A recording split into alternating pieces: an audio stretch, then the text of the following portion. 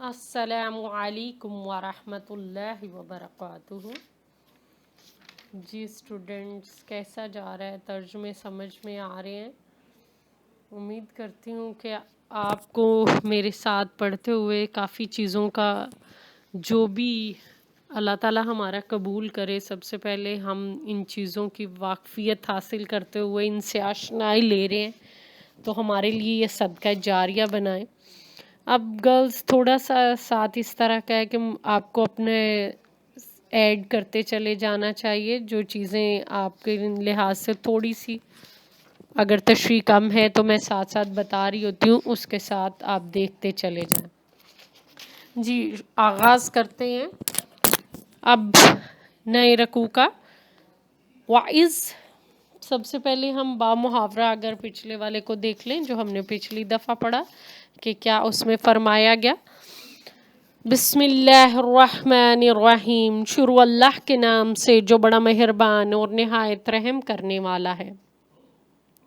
ان میں سے کچھ لوگ بے علم ہیں جو کتاب کا علم نہیں رکھتے سوائے جھوٹی آرزوؤں کے، اور وہ محض وہم و گمان میں رکھے گئے۔ پس ان لوگوں کے لیے تباہی ہے جو اپنے ہاتھوں سے کتاب لکھتے ہیں پھر کہتے ہیں یہ اللہ کے پاس سے آئی ہے، تاکہ اس کے ذریعے قلیل سا معاوضہ حاصل کریں۔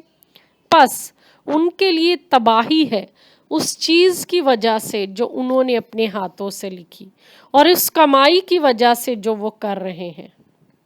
اور انہوں نے کہا کہ ہرگز ہمیں دوزخ کی آگ نہیں چھوئے گی مگر چند روز۔ ان سے کہو کیا تم نے اللہ سے کوئی وعدہ لیا ہے جس کا وہ ہرگز خلاف ورزی نہیں کرے گا، یا تم اللہ کے ذمے ایسی باتیں کہتے ہو جس کا تم علم نہیں رکھتے؟ کیوں نہیں، جو بھی بدی کمائے گا اس کی خطا کاری کا چکر اسے گھیرے رکھے گا۔ پس ایسے لوگ دوزخی ہیں، وہ اس میں ہمیشہ رہیں گے۔ اور جو لوگ ایمان لائے اور انہوں نے عمل صالح کیے وہ لوگ جنتی ہیں، وہ جنت میں ہمیشہ رہنے والے ہیں۔ جی اسٹوڈنٹس، اگلے رکوع کی طرف دیکھتے ہیں۔ اگلے رکوع میں کافی ایسی چیزیں ہیں جس پر ہمیں تھوڑا سا بات کرنی ہوگی، تو آیات جتنی بھی بنتی ہیں ہم تھوڑی سی اس کو اسی طرح لے کر چل لیتے ہیں۔ وائز، اور جب اخذنا لیا ہم نے میثاقا پختہ عہد بنی اسرائیل سے، لا نہیں تعبدون تم عبادت کرو الا اللہ مگر اللہ کی، وبالوالدین اور والدین کے ساتھ احساناً احسان کرو، وذی القربی رشتہ داروں کے ساتھ، والیتامی یتیموں کے ساتھ، والمساکین مساکین کے ساتھ، وقولوا اور کہو، للناس لوگوں کے لیے، حسناً اچھی بات، واقیموا الصلاۃ نماز قائم کرو، وآتوا الزکوٰۃ زکوٰۃ دو، ثم پھر تولیتم تم پھر گئے، الا مگر قلیلاً تھوڑے، منکم تم میں سے، وانتم اور تم معرضون منہ پھیرنے والے ہو۔ وائز، اور جب اخذنا لیا ہم نے میثاقکم پختہ عہد تم سے، لا نہیں تسفکون تم بہاؤ گے، دماءکم خون، ولا اور نہ تخرجون تم نکالو گے، انفسکم اپنوں کو، من دیارکم اپنے گھروں سے، ثم پھر اقررتم اقرار کیا تم نے، وانتم اور تم تشہدون گواہ تھے۔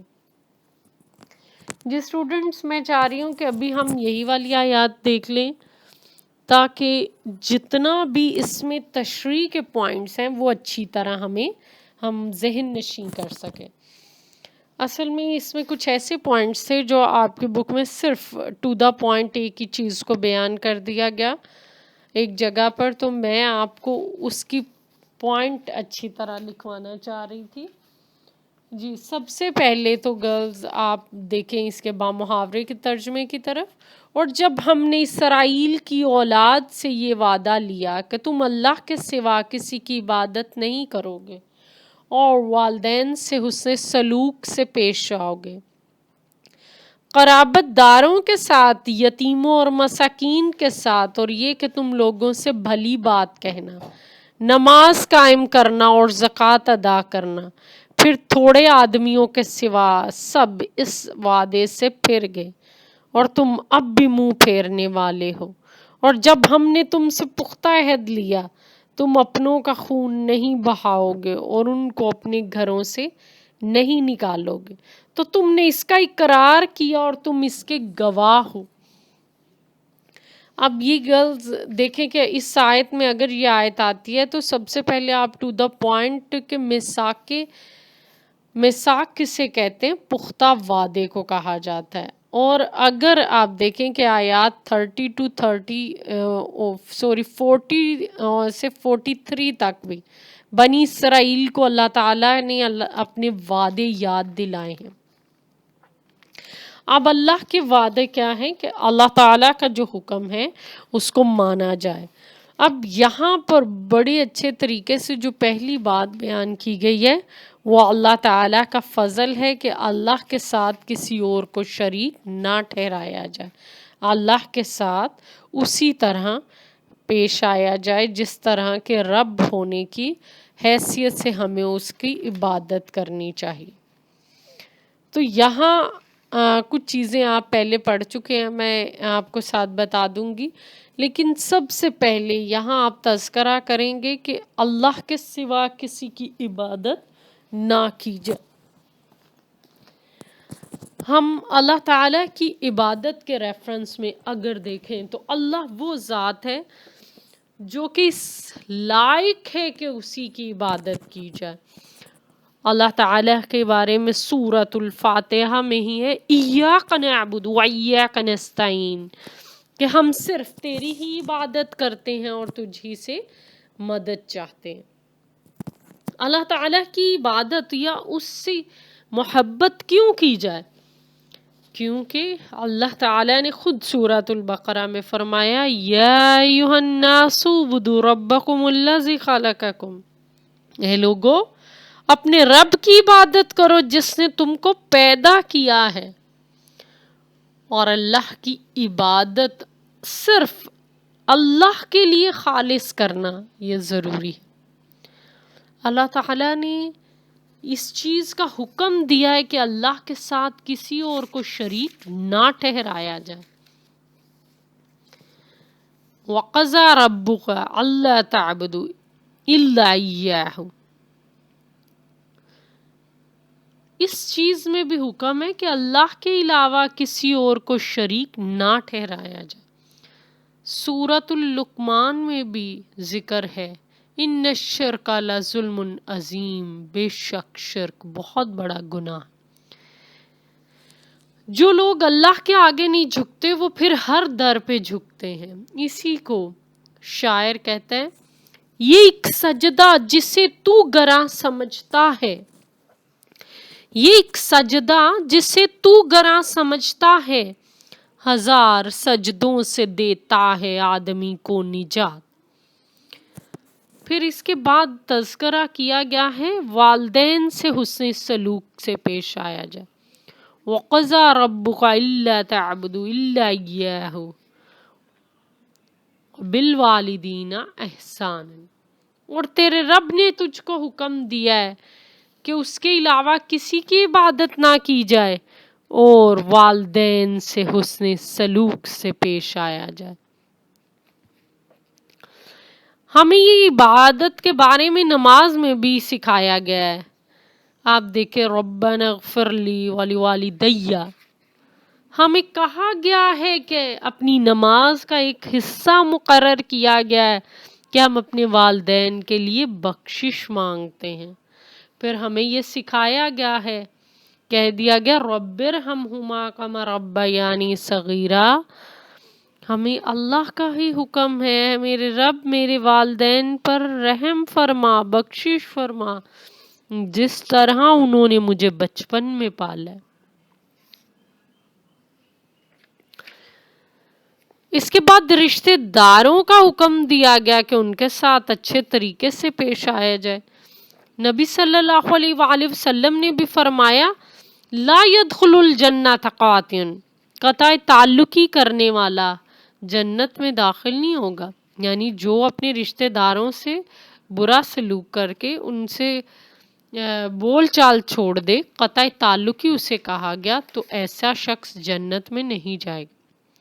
اور نبی صلی اللہ علیہ وآلہ وسلم نے ہی یہ فرمایا کہ اگر کوئی شخص چاہتا ہے کہ اس کی عمر دراز ہو، لمبی عمر ملے، اس کی رزق میں فراوانی ہو، بہت زیادہ اس کو رزق ملے، اگر کوئی بندہ یہ دونوں کام چاہتا ہے تو اسے چاہیے کہ اپنے رشتہ داروں سے اچھا سلوک کرے۔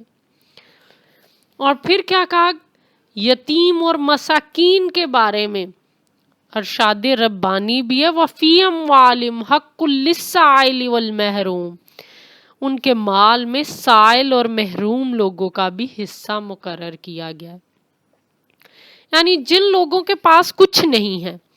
اور یتیم کے بارے میں تو حکم ہی یتیم اور مساکین کے بارے میں دیا گیا ہے کہ وہ لوگ جو بھی یتیم اور مساکین کے لیے، یتیموں کے لیے اور مساکین کے لیے دوڑ دھوپ کرنے والا ایسے ہے جیسے راہ خدا میں جہاد کرنے والا ہوتا ہے، یعنی اللہ کی راہ میں کوئی جہاد کرنے والا اس شخص کو جتنا درجہ دیا گیا نا اتنا دے دیا گیا۔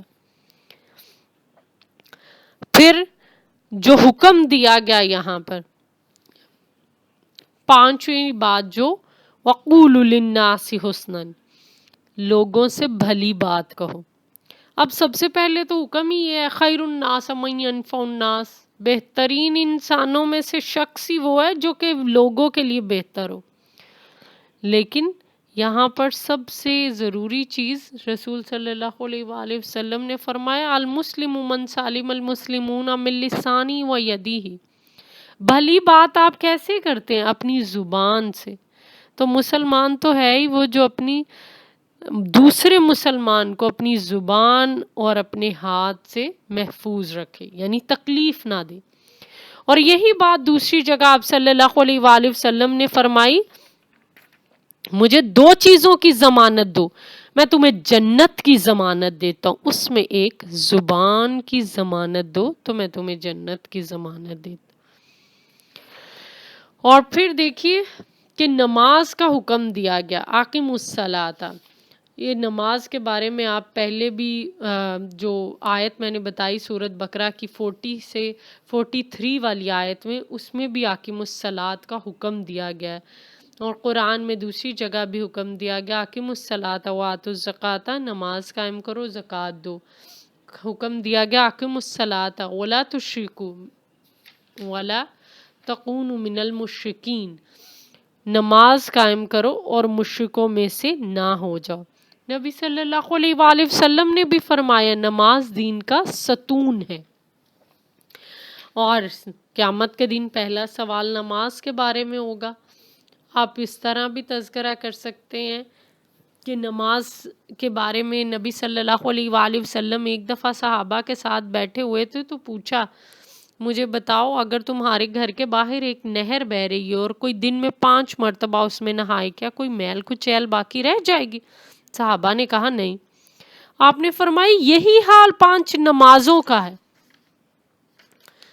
کہ جب کوئی میل کچیل انسان پر 5 نمازیں پڑھنے کے بعد کوئی گناہ آپ پر نہیں رہے۔ پھر زکوٰۃ کے بارے میں حکم ہے، حکم باری تعالی خذ من اموالہم صدقۃ تطہرہم وتزکیہم بہا، ان سے ان کے مال میں سے صدقات لے لیا کریں جو انہیں پاک اور صاف کر دیں گے۔ اور رسول صلی اللہ علیہ وآلہ وسلم نے بھی یہ بات سکھائی ہے کہ جب لوگ زکوٰۃ دینا چھوڑ دیں گے تو اللہ انہیں قحط میں مبتلا کر دے گا۔ جی اگلی والی اصل میں اگر آپ اس آیت کو غور سے دیکھیں تو اس آیت میں کیا چیز بیان کی گئی ہے؟ انسانوں پر اللہ تعالیٰ نے 2 قسم کے حقوق بیان کیے ہیں، ایک حقوق اللہ ہے اور ایک حقوق العباد ہے۔ اس آیت میں بنی اسرائیل کو دونوں یاد کرائے گئے ہیں۔ سب سے پہلے کہ اللہ کے ساتھ کسی کو شریک نہ ٹھہراؤ، صرف اللہ کی عبادت کرو، تو یہ حقوق اللہ ہے۔ باقی حقوق العباد کے بارے میں اتنی زیادہ وضاحت پیش کی گئی کہ سب اچھے طریقے سے آپ وہ کام کریں۔ تو پھر کہہ دیا گیا کہ بنی اسرائیل کی اکثریت ہی اس وعدے سے پھر گئی مگر تم تھوڑے ہی تھے۔ اس سے مراد یہ بنی اسرائیل بڑے ہی بد عہد لوگ ہیں، انہوں نے اللہ کے ساتھ جتنی دفعہ بھی وعدے کیے وہ توڑ دیے، اکثر نافرمان ہی تھے۔ یہاں ان کی اس نافرمانی کی عادت کا ذکر کیا گیا ہے۔ اب اگر ہم دیکھیں کہ وہ ساری انبیاء کی تعلیمات میں یہی سب چیزیں تھیں، کیا یہ بنی اسرائیل کا خطاب ہے یہاں؟ جب ہم نے تم سے وعدہ لیا بنی اسرائیل سے، یہ ہمیں بھی حکم دیا گیا۔ قرآن میں مختلف جگہ پر صرف خالص اللہ کی عبادت کا حکم دیا گیا، والدین سے اچھا سلوک کیا جائے، رشتہ داروں کے بارے میں، یتیم و مساکین کے بارے میں، اور پھر لوگوں سے اچھی بات کہنے کا۔ تو اس سے پتہ چلتا ہے کہ یہ تمام احکامات اصل میں ساری انسانیت کے لیے، ہر نبی نے جو حکم دیا ہے وہ اچھے اخلاق کا ہی حکم دیا ہے۔ اور پھر بنی اسرائیل کی یہ عادت تھی، وہ سب وعدے جو اللہ سے کیے ان کو انہوں نے کوتاہی کر کے، اس میں کمی کر کے اللہ تعالیٰ سے اللہ کے بتائے ہوئے حکم کے مطابق نہ کرتے ہوئے منہ پھیرا اور اپنے وعدے سے موڑ گئے۔ اب جب ہم نے تم سے وعدہ لیا کہ تم خون نہیں بہاؤ گے اپنوں کا، یہ 84 آیت ہے۔ آپ اس کو اگر دیکھیں تو اس آیت میں بنی اسرائیل میں 2 اور مزید باتوں کا تذکرہ آپ کو ملتا ہے، اور وہ کیا تھا؟ وہ تذکرہ ہے خون ریزی نہیں کریں گے، اور اس آیت میں کسی کو جلا وطنی نہیں کریں گے۔ تو گرلز اتنا ہی کافی ہے۔ اگلی 2 آیات کا جو سارا انٹروڈکشن سیاق و سباق کے ریفرنس میں انشاءاللہ آپ کو پھر بتاؤں گی۔ امید کرتی ہوں کہ آپ کو یہ باتیں سمجھ میں آ گئی ہوں گی۔ وآخر دعوانا الحمدللہ رب العالمین۔